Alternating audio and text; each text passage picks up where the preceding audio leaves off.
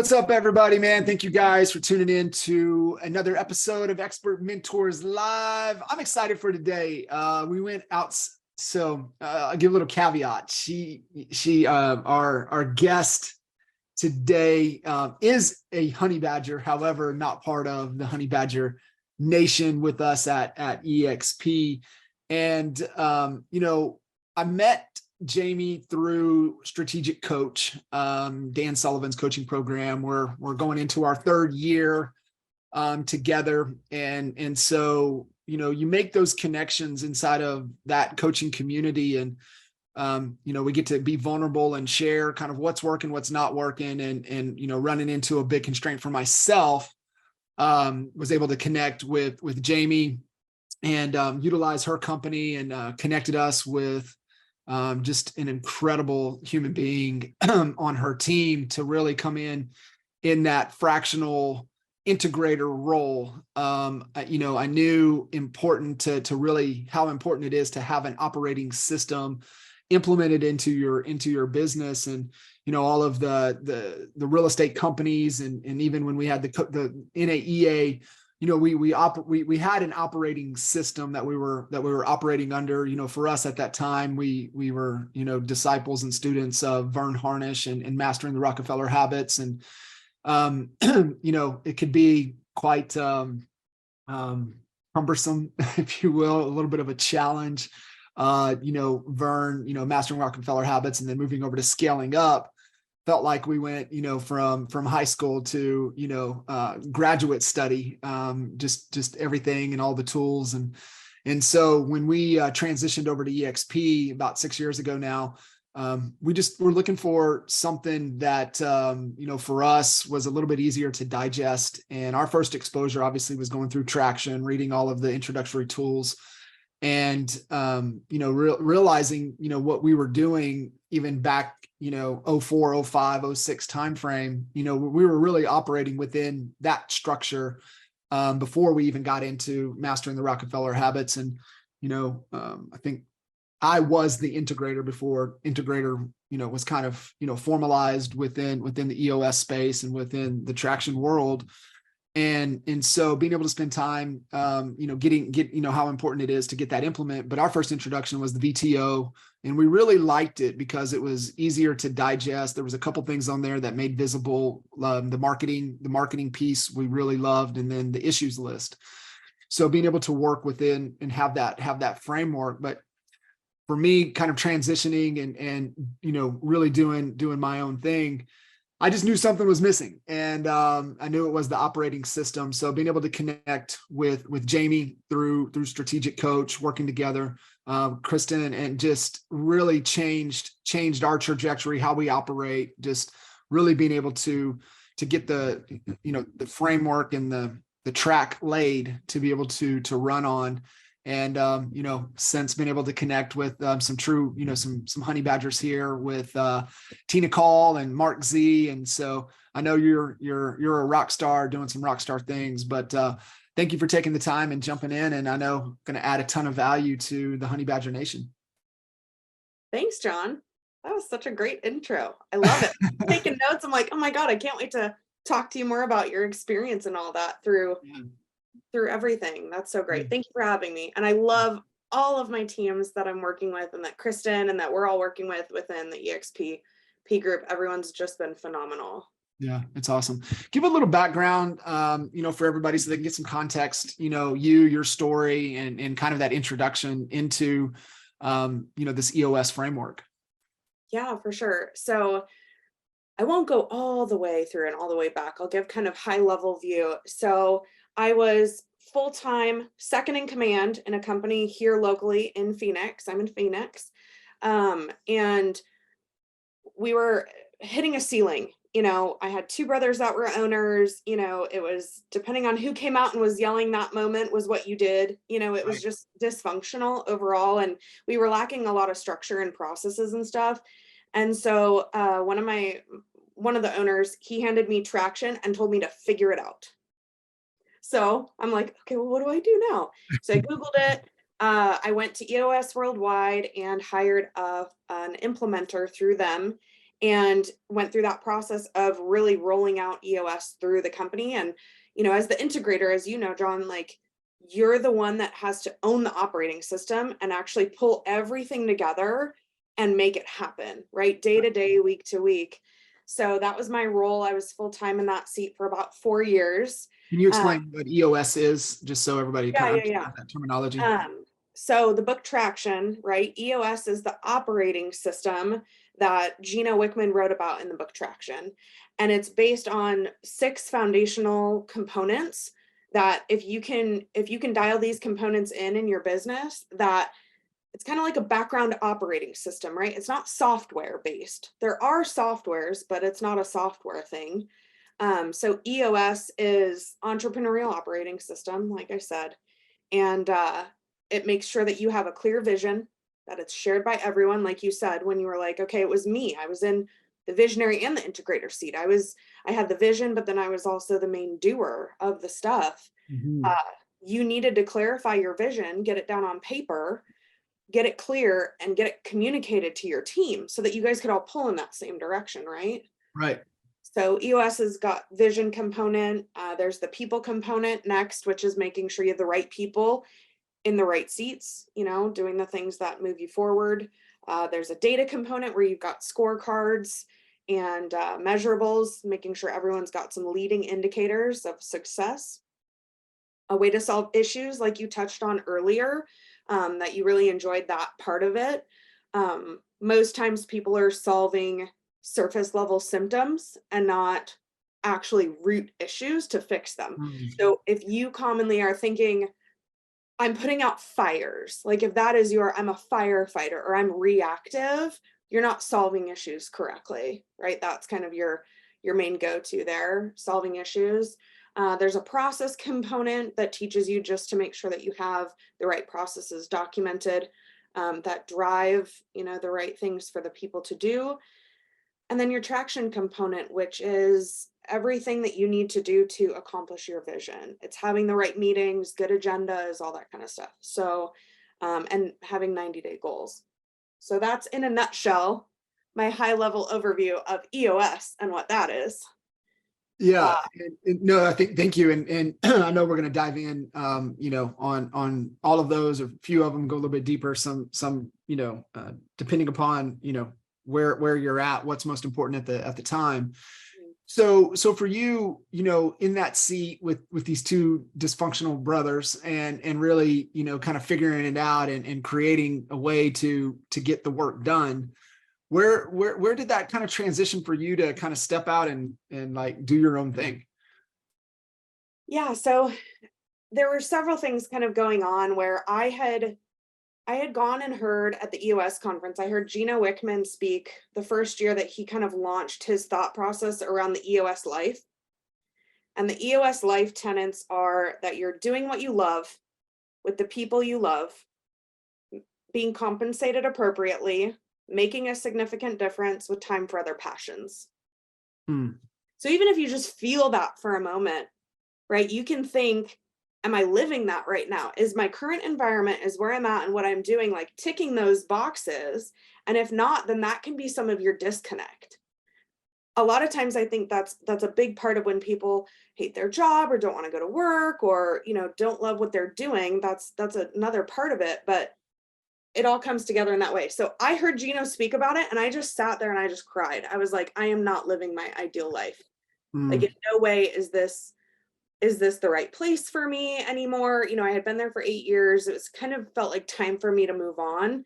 I went to my visionary and I was like, hey, I think it's time for me to go. And I love visionaries. My heart bleeds for them. So for me, it wasn't just like I'm putting in my notice and goodbye, I'm out of here. I mean, in my perspective, I helped build the company from 13 people to 95 people. I mean, that was, Yeah. my lifeblood poured into that as well. And so I was like, I think I could do all the things just in my integrator seat in a day a week, because I had hired someone full-time for ops every day and I could just be in the integrator seat. I could lead, manage, and hold the leadership accountable. I could come to level 10 meetings, like our weekly leadership meetings. I could have light light goals every quarter and do it in a day a week. So that he was like, yes, let's do that. So that was how fractional came to life for me. Mm. And I realized that it was a need. And this was pre-COVID, right? This was in like 2018. So I also, at the very same time, so I left there because I'm very risk averse. I'm an integrator at heart. So I'm risk averse. I was scared, had that. I also owned a boutique here in the Valley for 13 years. So I had my store. I had adopted 2 fully blind 8-week-old pit bull puppies. And going through all this transition at the same time of like, okay, what am I going to do? I started looking for other full-time integrator seats and quickly realized that other people don't need full-time.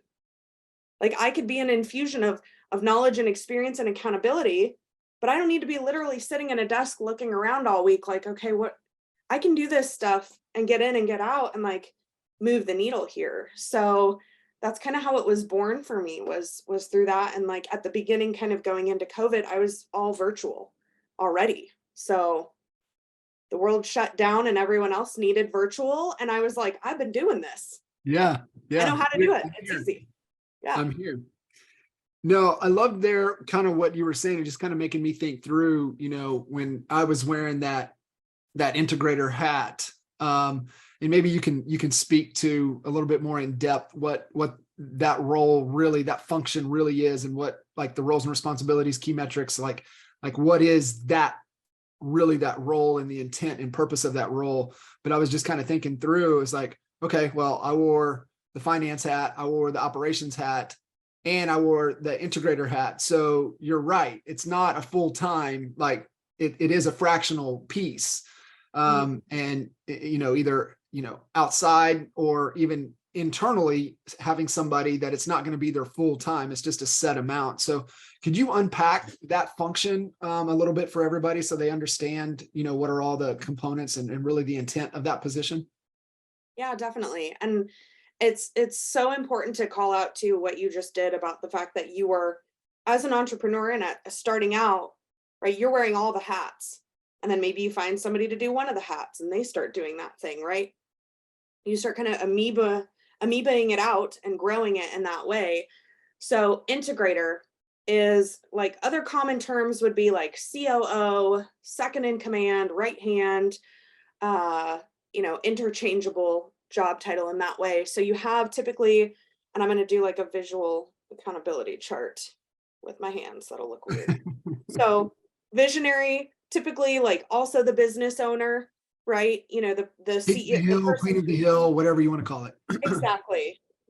Visionary. Some people like or hate that word, but visionary, right up at the top. You have the big idea, you have the passion for what you do. So you are the one that also can do all the things in the business because that's your thing. It's your baby. So you're like, I've had to figure out how to do all the things. Right below that visionary is an integrator. Integrator, COO, chief operating officer, whatever you want to call it, right hand. That seat is the direct connector to the visionary to take their vision and make it happen. Right? Yeah. You're the thought partner. You're the person that's really helping take those ideas from 30,000 foot, distill them down into actionable steps. Right.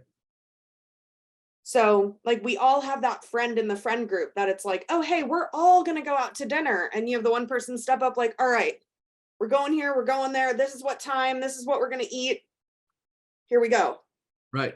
That's a natural like integrator type person that thinks like, okay, how do I take all these ideas, rally everyone together, make it happen? Right.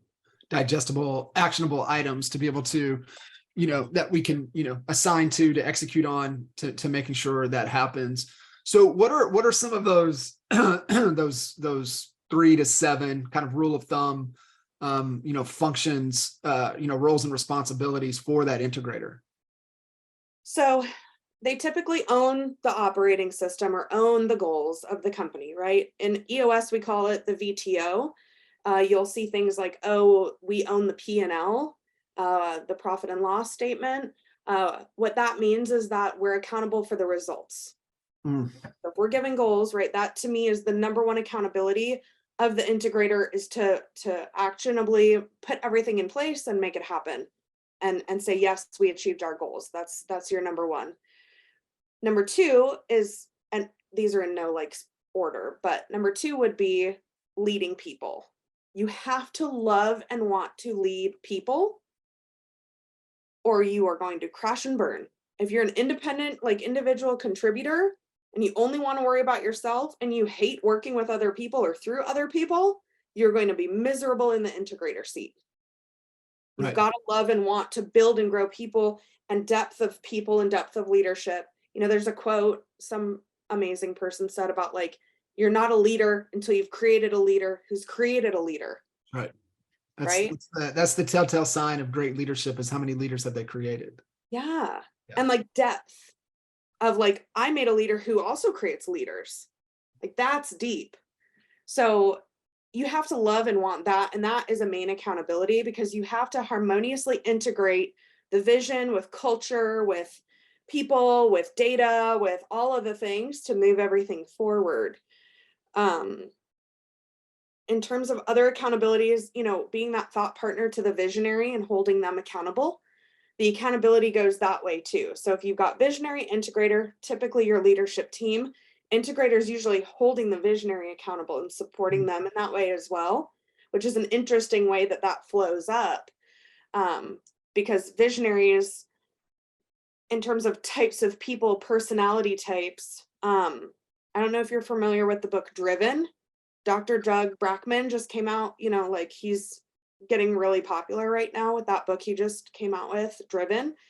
And it talks about the DNA of a visionary and why they're so different, and why in the past they've been, like when we were all kids in school, oh, you have ADHD, you're the one getting in trouble, you're not paying attention, you're doodling, you're speaking out.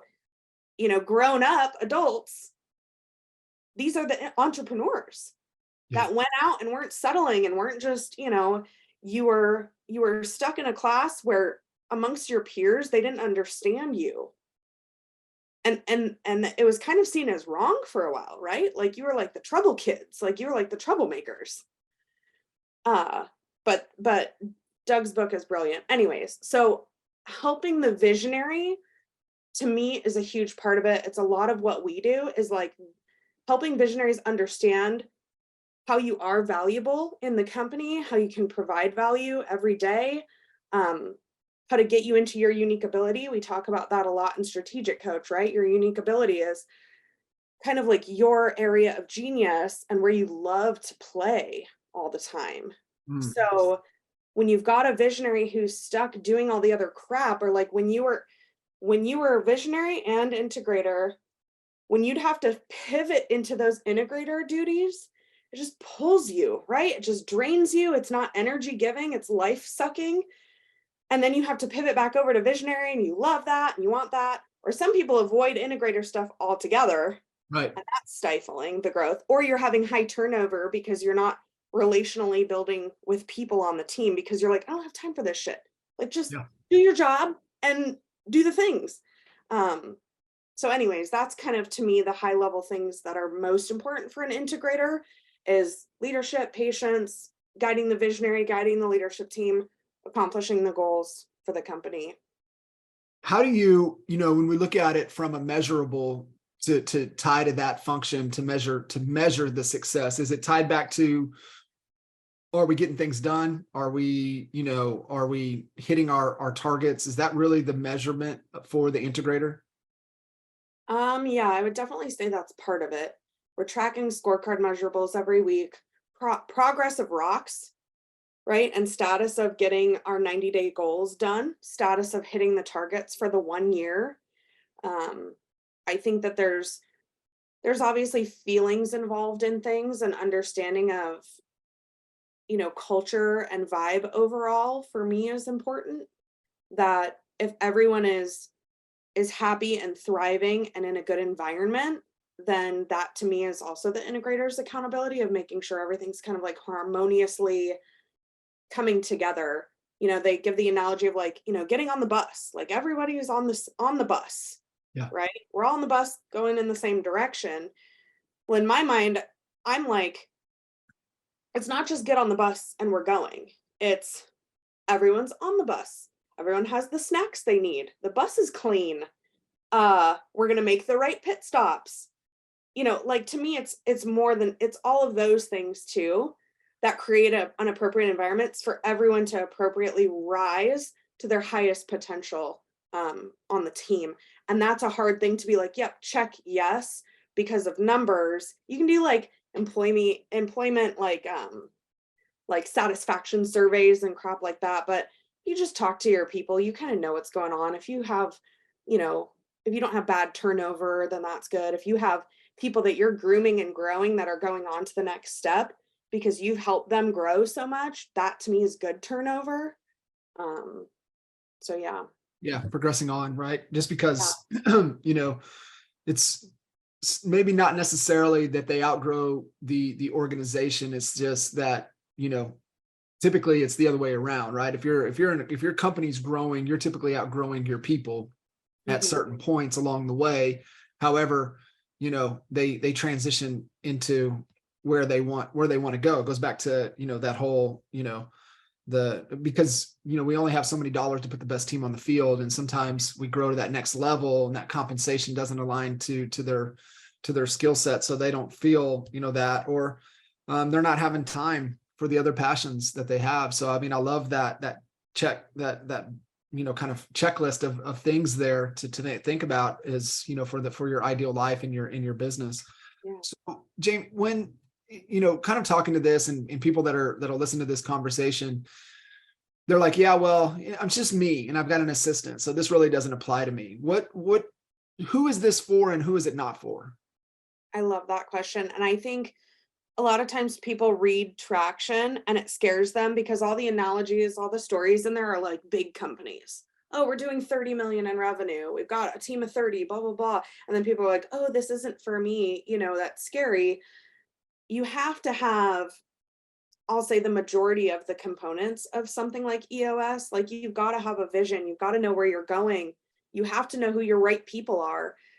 To me, it's the best time ever. Like I went fractional in 2018. I was by myself, kind of refining all my things for about a year or two.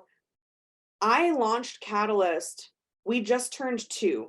So we just turned 2 in February this year. And again, I was by myself at first. But if I had no accountability of what's my vision, what's my goals, who's the right people for me, I couldn't begin to attract the right people or know what that looks like for me if I had no intentional goals or anything that I was keeping myself on track with. You have to be accountable to yourself when it's just you. Um, I strongly believe in talking to people about your goals, talk to them about what you're trying to do. Ben Hardy just put out his 10x is easier than 2x book. I know we got those from Coach. I got mine signed last week by him. I met Oh, him really? live at the EOS conference. That's And I awesome. was so weird and awkward. I was like, can I give you a hug? And he's like, sure. I'm like, okay. And then I'm like, I've been following you for years. And I'm like, I sound like a crazy person right now. You're that fangirl. I just said that out loud. I said, I've been stalking you and can I give you a hug? Anyways, so I met Ben. The 10x component of that, it's like believe in yourself, believe in your goals, start talking about it to people. I want to do this. My goal is that, when you start putting out in the world, people will help you accomplish those goals more. When you're kind of squirreled away and you're like, I don't want to say anything, I'm not going to tell anybody because what if I fail? Well, now you have no one holding you accountable for real. The next time you're going to be at that barbecue 2 months later and your aunt is like, oh, hey, so how's that new business going? And you're like, oh shit.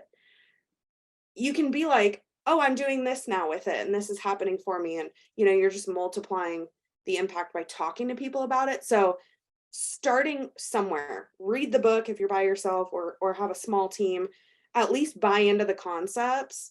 And I think that's an interesting question I actually have for you is like, how did you know you were ready for something like EOS and for bringing in an integrator? How were you ready? It's a great question. It's something that I knew and I believed in that I could implement it.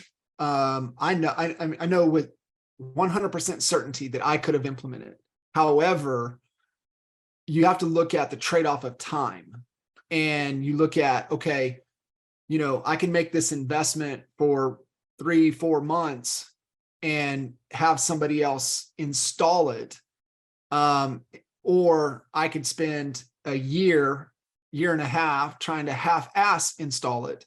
And it was just like, I think that's also the understanding of, knowing what you should put your hands on and knowing what you shouldn't, what you should touch and what you shouldn't. And it was also a factor of collapsing time. And I think that, was a critical decision. I honestly believe that you have to have this framework, even if you're riding solo. And I love how you introduced all of the components. You led with vision, right? Which to me is yes, that is, it has to, what's the vision? What are we trying to do? Vision for us, we've embraced, the unpacking of vision through, beyond entrepreneurship with Jim Collins, right? Where he breaks apart, vision is of 3 things. It's of your values, what you stand for, how you behave, how you make decisions, your shoulds and should nots. Then what is the purpose of this? And I think, being able to see this in a format, that's why VTO is so powerful. The Vision Traction Organization, which is your strategic plan, essentially is what that is being able to get it out of your head and getting it into a document, a living document that people can see. But it's also a great reminder, Jamie, because, especially the real estate world, if you're not careful, it'll beat you up. But entrepreneurship in general, small business will beat you up no matter what. But sometimes you have to be reminded of why you got into the business and why you're doing what you're doing. And, you can, whatever you want to say about, find your why, find your purpose, but it's critical, to understanding how come we're doing what we're doing. And then that final component is, what's that big, hairy, audacious goal? Like, what are we trying to do? Right? What are we trying to accomplish? And so, those things for me evolve, until it feels right and it checks the boxes. Like you said, am I building something that I love? Am I surrounding myself with people that I love to be around? Are we creating enough value to get compensated, according to the value that we provide, deliver, and capture? Are we making a difference? Are we creating lives and transforming lives that allow others to live in the passions? And I think that's what's so key. And then you immediately went to, which is, to me, is right, right things, right order.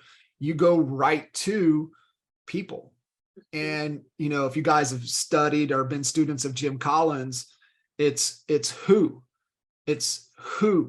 then what? Now you have a big vision, what you stand for, what you're willing to fight for. There's a purpose worthy of pursuing. And then it's who. It goes back to, what you're talking about with Ben and Dan with the who, not how concept.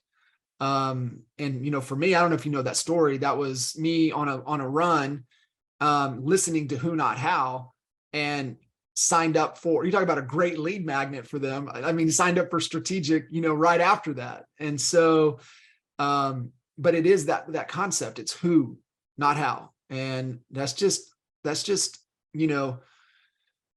early 1900 thinking, and even into, the mid, 1950s and 1960s thinking of, okay, how are we going to get this done? And that's just the wrong question. It's like, who? So for me, it was the who, and I knew I needed to do it, meeting you, having the conversation with you. And I'm like, yes, like you can save me years, by getting this implemented and getting the framework in. Yeah. The who, not how stuff is so powerful. If someone wants to be a genius with 1,000 helpers, it's just not, you're gonna kill yourself. It's not gonna be fulfilling. You're gonna run yourself ragged. I mean, it's just not the way to go. You've got to empower others. You have to be secure enough to potentially hire people that are better than you at things, which can be scary. Right. But giving people the right things to do, and the purpose and the mission and all the things you're trying to accomplish, and letting them shine and letting them be the heroes of, their department or their seats or whatever, is so wonderful. And I think that's crucial, is the readiness factor of understanding, like, I could find somebody that could get me there easier, smoother, faster, has been there and done it before. I use who, not how in my personal life.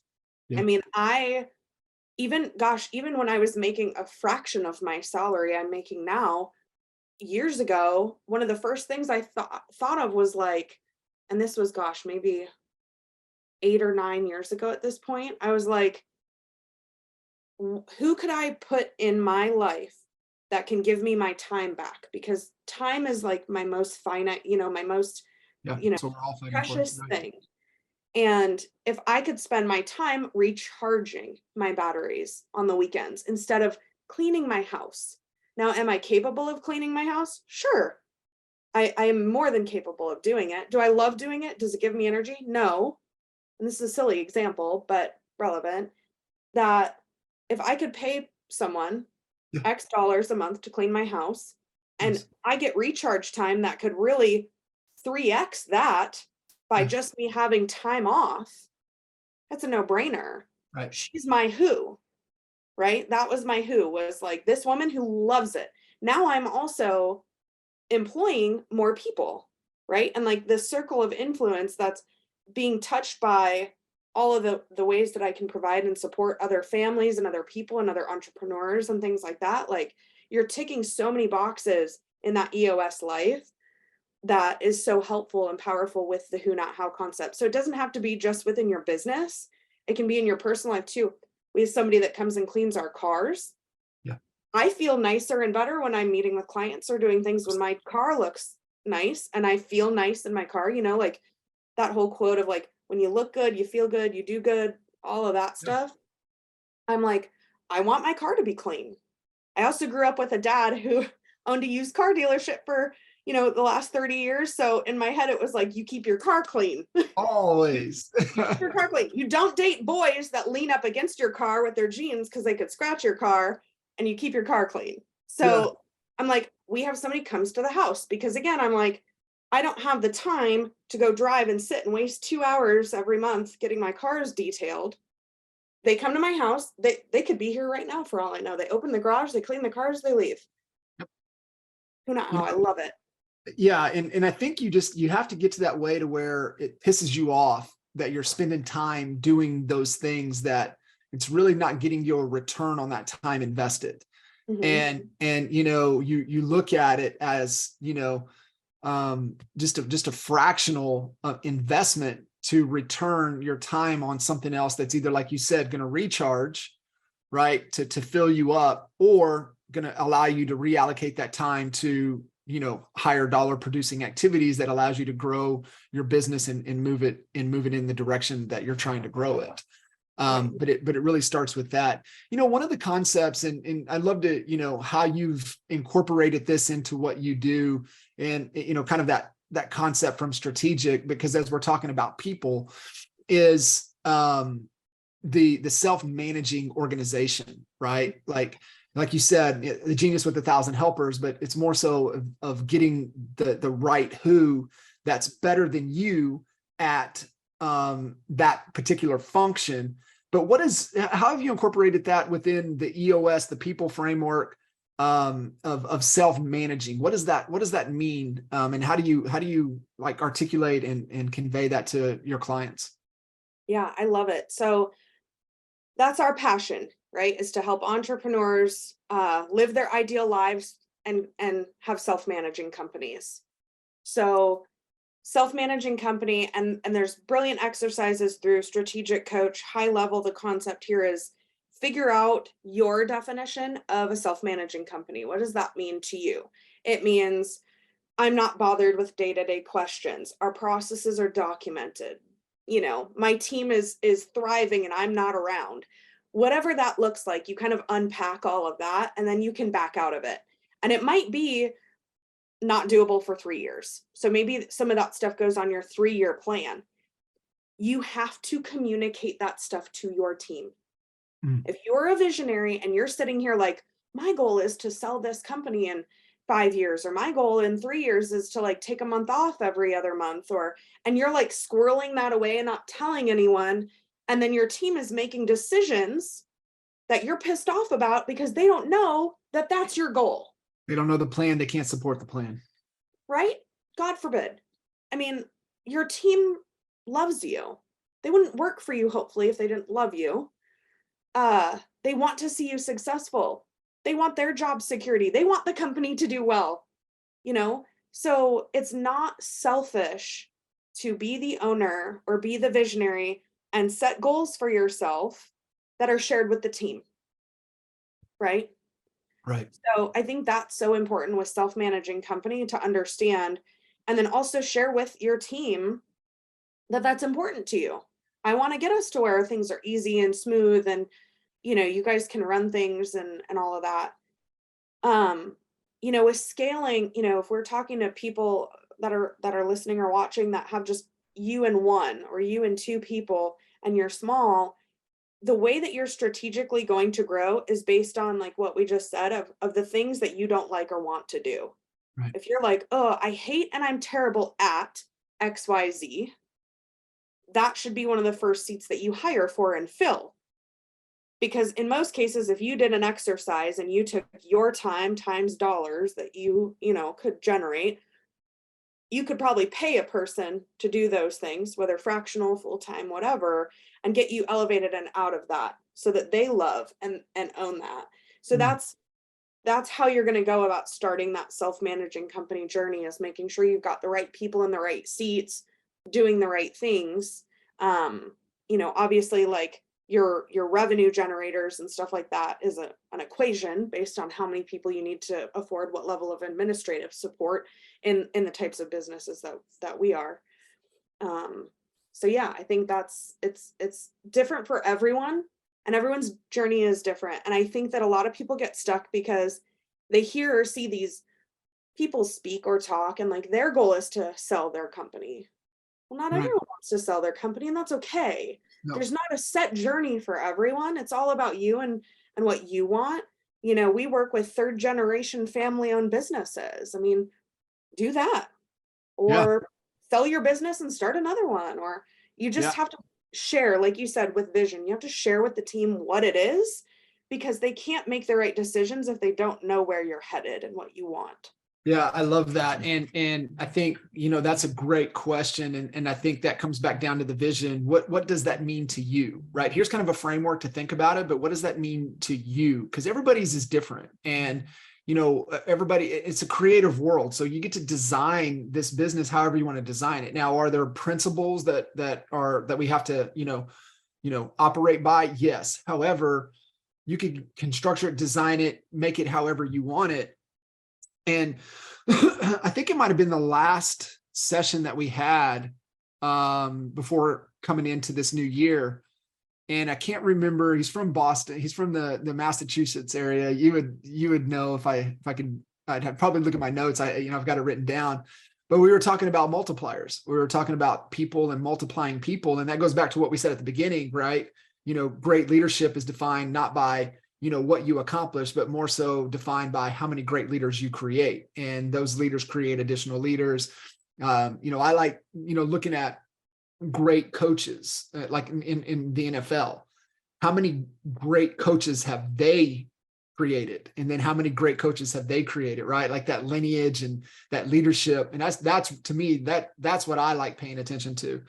But what we were talking about is that multiplier effect with your people. And he's like, man, I don't know about you, you know, I don't know if I want a self-managing company. I want a self-multiplying company. And I'm like, I can buy into that. I can buy into that. You know, are my people growing? Are they growing other people? And in allowing you to live that EOS life that you had shared about. So I really love that, how that kind of breaks apart. So Jamie, what, looking at kind of a couple of these other components of EOS and getting things kind of, starting to get things implemented. You next mentioned data. And I think so many, especially in the real estate world, and even sometimes small entrepreneurs, they're just not wired, even if they're in that visionary role, they're not wired to pay attention to, the I's and, cross, the T's, dot the I's, tracking all the measurables and the numbers. Is that one of the struggles that you see starting to work and implement as an integrator with the companies that you work for? People are afraid of data, whether it's because they don't have experience with it, so they don't want to step into it, or they're afraid of what the numbers are going to say. I've also seen people that go hardcore, and they go into the data, and they're hardcore holding people accountable to these numbers that may or may not be right. And then people are afraid, right? Mm. Now they're working from a place of fear, which is not healthy either. Data in terms of EOS is not meant to replace your regular reporting. So for example, if you are looking at numbers all day, every day, reports, spreadsheets, whatever for your seats, if you're looking at marketing numbers, that kind of stuff, that's different. That's your day-to-day job. You need to look at that stuff. Data in EOS is intended to be, what are the handful of leading indicators that you can look at every week to make sure you're on track to hit your bigger goals. Yeah. I always give the example of like losing weight, because that's so relevant for me. So if like this year I want to lose X pounds, break it down every month, X pounds. If I just track how much weight I'm gaining or losing, that's not telling me if I'm on or off track, right? Well, it is, but it's not telling me if I'm doing the things that can. That's the end result. That's the result measurement. Yeah. But we have to look at what's going to cause that. The leading. So if we're looking only at lagging, then we're like, oh shit, well, I didn't do that again. Okay, great. But when you're tracking your water intake every day and your calories and how many walks you're going on and workouts and all that kind of stuff, those are the things that now you can kind of make micro adjustments every week, or you can say, hey, I lost 3 pounds this week. I'm going to have a beer this weekend. Yeah. Like I'm good. So that's how, within your business, kind of gauging that health. And then you can also use it to hold people accountable to a number in their seat as well. The example of like, we had a guy who did shipping and receiving, and there was a doorbell. So every time the doorbell rang was one, like ringing the doorbell ring. In our minds, it was like great customer service means that doorbell rings no more than one time. And that was his number. So he kind of knew that. He didn't report on it. It wasn't something he's making tally marks of, and we're recording with a camera, the doorbell, to watch him and make sure. He just knew my number's one ring, I got to get there. If he was going off on lunch, the next closest person, he's like, hey, watch my doorbell. One ring, go answer it. So he's accountable for that. And that equals good customer service. And the UPS guy not waiting in 120-degree weather in Arizona to deliver a package, ringing. So using those numbers as ways to hold people accountable and give them a feeling of success at the end of the day or the end of the week is what those numbers are for. Oh, I love that. And, that potentially could be an issue, right? Not knowing the numbers, not having that. And, what good strategy is solving the right challenge, right? The right constraint, the right obstacle, the right issue. Is that kind of where, and I tend to see a lot of people move away from issues, right? That's like, I want to avoid issues. And that's where, like, for us, it's kind of the lessons learned, and, it's the whole, what we reveal, we can heal, and really leaning into the issues and just really being aware of it. And I like to also use, okay, well, we have all of these issues, which issues do we decide to work on? So as you're kind of working through with your, with your entrepreneurs, how do you kind of work around with the issues and when to tackle them, how to tackle them, and just like what's a bigger issue than the next.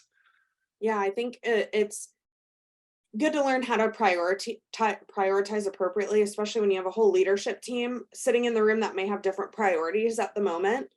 Typically, as the integrator, we're kind of leading that charge to say like, hey, I think this is, strategically what we should talk about. Anything people related usually has to be like brought first and foremost. We have to tackle like humans that have things going on. We have to address those. We can't post those off. Anything that applies directly to us being off track on our goals, not hitting numbers, anything like that, usually is secondary. Third would be like, okay, do we have the ability to talk about like opportunities, ideas? Next would be like brainstorms. How do we get to a place where our issues list is we're looking 90 days plus out to say theoretically this, or again, what do we do in a year from now? What do we think the climate is going to be for people? Like, what is that going to look like now that we're 3 years post COVID? Or that's where you're starting to open up and have those on the business discussions. Once you've cleared off the necessary topics or items, and people confuse issues with being negative. The word issues in EOS is not intended to be a negative connotation, like it's a problem. Issue is a problem. Issue is a topic. It's simply what we need to discuss. So that's a great way to put it, right? And that comes back to, what do all the words mean? And really, what does that mean? So that's extremely helpful, and not to think about it in that way, but more so, hey, these are the topics we need to discuss at some point, right? Either annually or into, the future, but at some point we're going to have these conversations. I love that. Then we get into kind of process. At what point do you feel that it's critical to getting the things documented, getting things, really those processes, and because I can see some of this is a little more important priority wise over the other. Where does the process component really need to be at the forefront? Yeah, process is an interesting one. I can't tell you how many visionaries I talk to that, I'm like, tell me about what's going on. They're like, we have no processes. Well, you do, or you wouldn't have a company. So like, you guys are doing things are happening. They're just not like written down in a booklet, which again, odds of people following that are even less sometimes. So process, it's interesting because process is parked up within the VTO, right? We've got Envision, we have that business plan that you talked about. Proven process lives in there. So identifying like, how do we deliver our service to our customers? What is our way? How do we operate? How do we do the things we do? I firmly believe there's two main proven processes. There's employee experience, and then there's customer experience and their process. I always recommend representing both. Again, people are our biggest asset. Let's make sure that we take care of our people, they will take care of our clients. Right. That has to come first. When we toggle down into that process component in EOS in general, that is truly documenting more on the 80-20 principle and making sure that we have processes documented in a way that can be followed by all. Identifying clear handoffs, with growing, scaling companies, these documents may need to be updated quite frequently. Right. Oh, we created a new seat, got to go in and change. I always recommend making processes as evergreen as you can, meaning it's not John does this and then Jane does that. No, it's John, what's your seat name? Visionary. The visionary does this. Right. So that way it's a little bit more evergreen and easy to update. And it's not just like, oh shit, we lost somebody. Okay, go to all the procedures. And yeah. The other thing to clarify here too is process is different than procedure. Process, high level steps. I think of process like, okay, if we have a company A, that's like our book, right? The book, title of the book. You open it up to the table of contents, right? And you're kind of like, okay, high level, I'm going to go into each process. That's each title chapter. You go into the chapter, that's the actual procedure of like, here's, or you think of it like when you go to a doctor, they go through a process to get you in the door, but you're hoping to God that the doctor has a procedure ready to follow steps very That's the specifically going checklist. down into work instructions. Yes. So That's the job checklist. specific work instructions, you have to do X, Y, Z, blah, blah, blah, blah, blah. Where people screw up is that they try to go to work instruction level with something that needs to stay conceptual because there's human involvement. And when there's human involvement, we can't have a potential scenario for everything that could happen. We've got to capture the high level. What do we care about? That's the process. We want people to feel warm, welcome, taken care of, blah, blah, blah. Now, maybe we have a procedure for follow-up that says you got to email this and send this template and use this software, and that's consistent. But that's process like high level. Yeah. No, I love that. And, this is key for, especially real estate agents listening in, is that, just sometimes, especially early on, we get really people dependent instead of process, and procedure and systems dependent. That way, if you do have, that key person that happens to get sick or, has to transfer out to relocate, or God forbid get hit by a bus or something like that, like what do? They do everything. Well, if you've got it documented, then when you bring somebody in, you're like, hey, here's the roles, responsibilities, here it is, dive into it. So I think sooner rather than later getting to that, and I don't know your take on this, because it's really hard for a lot of entrepreneurs to get that out of their head. So what I always tell them is just record it, right? Just do a screen capture, whatever you do, just record it. And then you can send it over to Otter and they'll transcribe it. And then guess what? There's your documented, process with the video that goes along with it. I mean, it's that, like, people, they I think what I've experienced is that they just get deer in the headlight when they're like, oh, I don't have time to do all of that. Well, you're doing the shit already. Just turn the camera on and record it and then get it transcribed. And then there you go. I mean, and do it as you go. So Don't make it a big thing. We use Playbook Builder. Playbook Builder is a software and it has the ability where you can record within. So say I was right now like, oh, I want to train on this thing. It doesn't have to be edited. It doesn't have to be beautiful. It could be me like, oh, wait, oops, that window's not loading. Hold on, spinning wheel of death. Let me click through. Like it doesn't have to be this quality of, it's internal.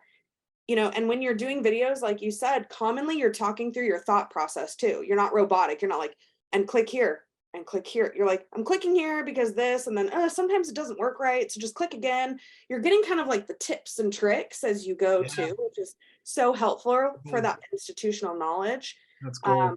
But yeah, we love Playbook Builder, and it has the ability to do playbooks and onboarding and checklists and on the fly. It's got mobile. They just announced last week that they have Chat GPT integration as well. So if you're like, oh my gosh, we need an HR process, I don't even, we're not experts in that. Chat GPT, what's like HR hiring process? Spit it right out, dial it in. There you go. This is our process done. Love it. So good. So Jamie, I appreciate you jumping in, adding a ton of value. I mean, absolute, a must for anybody that's looking to grow and to grow their business. What would you say, for those just kind of starting out or like, yes, I need to do this. What would, maybe the solo agent or, one or two team members, what would you say, hey, this needs to be their first step? And then I already know what, if you're, doing or close or on your way to 100+ transactions and more, like I would just tell you hire Jamie. But for those of you that are just just starting out, maybe one or two team members, cash flow's tight, we're being aware of that, I need to do some stuff on my own. What would you recommend for them to do? Yeah. So first, read Traction, read EOS Life, just kind of wrap your head around those, because honestly, you can hear about this stuff, but at the end of the day, you have to be the one to own it and integrate it. This isn't something that when we come in and work with you, that you're dependent on us and you need us forever. I mean, we're around as long as you need us, but Our goal is to come in and make sure that like things are running and moving the way they need to. So you have to be bought in on all of this and you have to want this. Your readiness has to be there. My assistant will kill me for saying this, but I'll talk to anybody. And if you have questions or if you're like, what do I do with this? Just call me or email me. We'll chat. Like I love to advise, and I'm not like, work with us if this isn't the right thing for you. I may advise something different, or I may say go a different route. If you're growing really fast, you may need full time. You may need somebody scrappy that's in multiple seats doing integrator and other stuff. There's different options for you out there. So just do your research, right? Crowdsource, talk to people who've done it, see what worked for them, what they would have done differently, figure that stuff out, do your research. I love it. What's the best way to connect with you? Jamie Munoz at catalystintegrators.com.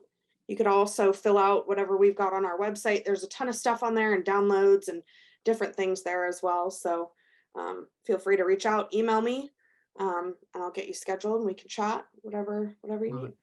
Awesome.